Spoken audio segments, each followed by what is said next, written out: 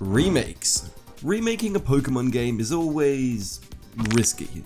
See, with Pokemon being a beloved franchise enjoyed worldwide by millions of children / concerningly neurotic taxpayers, there's always going to be an immense amount of pressure to really get those remakes right. And when a remake turns out well, they're remembered as some of the best games in the series. Look, Heart Gold, Alpha Sapphire, Centipede Infestation for the Nintendo Wii. Yeah. All fantastic games. But on the flip side, when Pokemon remakes don't end up so well, they leave a taste of bitterness, disappointment, and just pure confusion in our mouths. So dear viewer, today I'd like to make a case for what I believe to be the worst Pokemon remakes in the series. So Pokemon Let's Go Pikachu and Eevee. What happened here? And why do I call them this? These are Pokemon's worst remakes. Anyway, if you could consider leaving a like and subscribing to this channel, that would be fantastically appreciated. Cheers!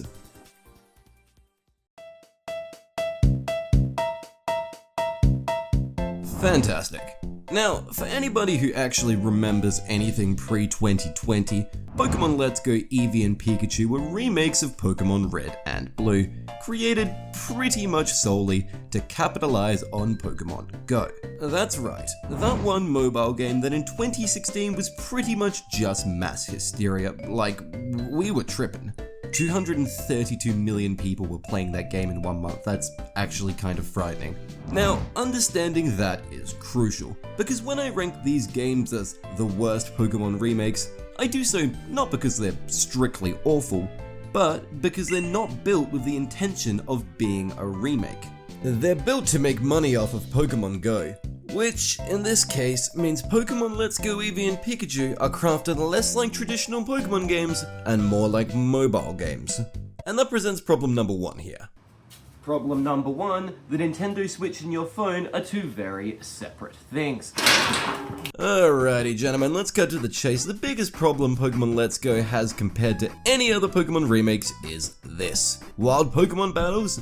You know, the thing that like a solid 30% of your playthrough is spent doing? That's gone here. Reduced to rubble. You can still battle trainers and gym leaders here all the same, but when it comes to wild battles, they've all been replaced with Pokemon Go's catching minigame. You know, the one where you flick the screen, throw the berries, sometimes you catch the Pokemon, sometimes the Pokemon catches you, you know, fucking whatever. Now in the abstract, replacing wild battles with this feature seems like a cool idea, right? People who play Pokemon Go, they're used to this style of catching, and you know, the Nintendo Switch, it's kind of like, it's kind of similar to a phone, isn't it? You know, it can be played on the go, right?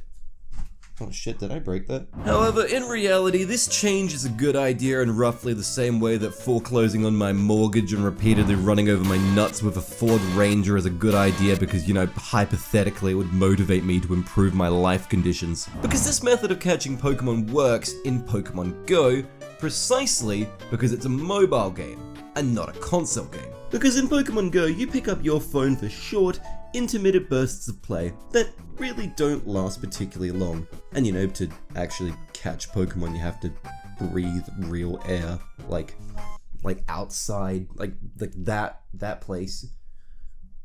Half the joy of Pokemon Go is the fact that you are actually outside, seeing real things and being in real places. This style of gameplay just doesn't hit as hard playing at home. And you know, playing a Switch in the same place as you would your phone is also liable to get you robbed. Furthermore, this style of mobile-friendly play just doesn't have the same depth and replay value that regular wild battles provide. There isn't the same complex interplay of move selection, player and enemy health, or which items to use here. So unfortunately, for a game that to this day is still close to full price, you are sacrificing one of your most fundamental gameplay features with something that kind of just ends up feeling like a gimmick. A gimmick that unfortunately now is required to grind experience. Because you can't just mow down pigeons en masse to level up anymore like you used to. To gain levels here, you have to continually catch Pokemon over and over again.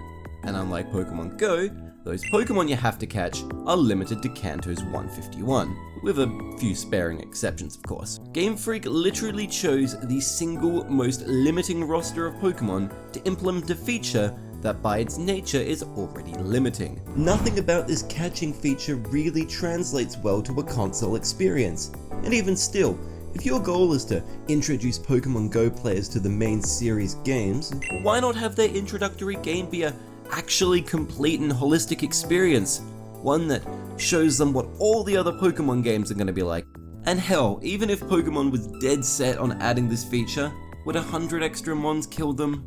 But instead we've got a game that sacrifices chunks of itself not playing to its strengths, while trying to, be something it's not.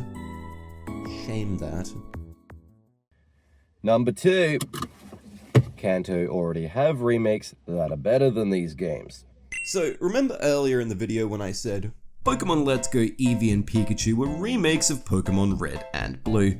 Yeah, that was deliberate. Now remember, Pokemon Let's Go Eevee and Pikachu are Kanto remakes. In fact, technically the 4th time we've revisited this damn region. Which, from a purely financial standpoint, look, that makes sense. It's Kanto. Literally everybody knows Kanto. Even Tim, the homeless man who lives in Linton Reserve, latitude 35.002158859381326062341326423 knows about Kanto. It's a surefire moneymaker. The problem I find with this is that Kanto already has remakes. In fact, one's crafted 14 years earlier and on the infinitely less powerful Game Boy Advance, Fire Red and Leaf Green. Remakes that have way more to do in them than these games, which, once again, close to full price. See, apart from some unexceptional exceptions, and some aesthetic redos which, admittedly, are pretty cool, Pokemon Fire Red and Leaf Green contain way more in terms of hours playable and hours enjoyed than Let's Go, in my opinion. See? In Fire Red there's the Sevi Islands, Mount Embo, the National Dex, that one hilarious bug where the roaming legendary dogs can disappear forever if they bark at you wrong. That's never not funny when that happens. In comparison, Pokemon Let's Go has mostly the same plot, mostly the same areas, and Master Trainers who are just fucking geeks. I'm not making a segment on Master Trainers, come on now. And this doesn't even stop at just the quantity of things to do here, okay? Pokemon Let's Go Eevee and Pikachu, the changes that they make to the characters and to the story of the original Kanto games, well, they're not for the better. Remember Blue? Kanto's iconic rival who left a lasting impact on gamers for years and motivated you, the player, to become stronger. Well, he's just kinda like a guy now. He doesn't do much, you battle him like once, maybe. Instead, you've got Trace to contend with now. God, do I actually have to talk about Trace? He's the worst rival in the series. He's friendly white bread, no edge, no frills, no fun, bland as they come. Refer back to this video for further thoughts, fucking whatever, I hate this character. And this goes even further, because Pokemon Let's Go comparatively is now insultingly easy. Gym battles are far tamer in their levels and moves, experience and level candies are practically forced on you like an unwanted shot of Narcan, your partner Eevee or Pikachu have absurdly overpowered signature moves, and the game just offers to fast travel you around the map so you're never lost. And look, okay, I get it. If you want new players to stick around, obviously ease them in difficulty wise. And Kanto can be a bit confusing, I will give you that. But once again, if you really want these new players sticking around, you need to be able to give them the most polished and holistic experience possible. So, for the second time this video, shame that. Number 3. There is actually no number 3, I just had some extra thoughts I wanted to add and I just wanted to keep this segmenting stuff thematically consistent with the rest of the video. Okay, cool. Yep. Alright, so, maybe you agree with those 2 points, maybe you don't. But a common response to any of this video might be, well, what about Brilliant Diamond and Shining Pearl? Aren't they the worst Pokemon remakes? And yeah, that's a fair point. Pokemon Brilliant Diamond and Shining Pearl are Pokemon's other 2 punching bags. Remakes of Diamond and Pearl that released in late 2021, and pretty much mostly agreed upon to be disappointing and generally kind of unnecessary. However, I still wouldn't say that they are worse remakes, because Brilliant Diamond and Shining Pearl's single greatest sin is that they just don't change enough to really justify their existence. Oh, and the art style is just kind of fucking weird looking. But in saying that, they still function better as remakes than Let's Go do. And why I say that is, firstly, there's obviously nothing in BDSP that actively subtracts from the originals, in the same way that the catching debacle does here. And sure, you could argue that the art style is worse and the forced friendship mechanic isn't great, but there's nothing so awful here that would make me say that the originals are far better versions than these games. And that's important, considering they also don't have another set of remakes to compare to.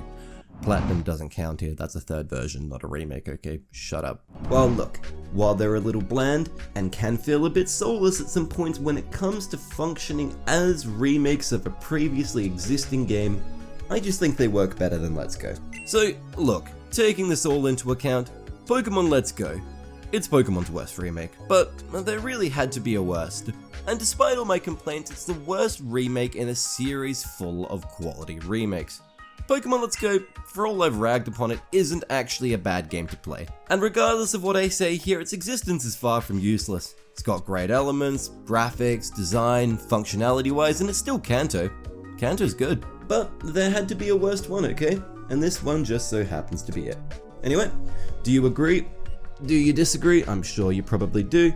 Let me know all of your opinions in the comments down below. Like, subscribe, tell me why I'm wrong, tell me why my opinion is not well thought out, and I should probably go end my... I'm not going to actually say that in the outro of the video. Anyway, have a great day.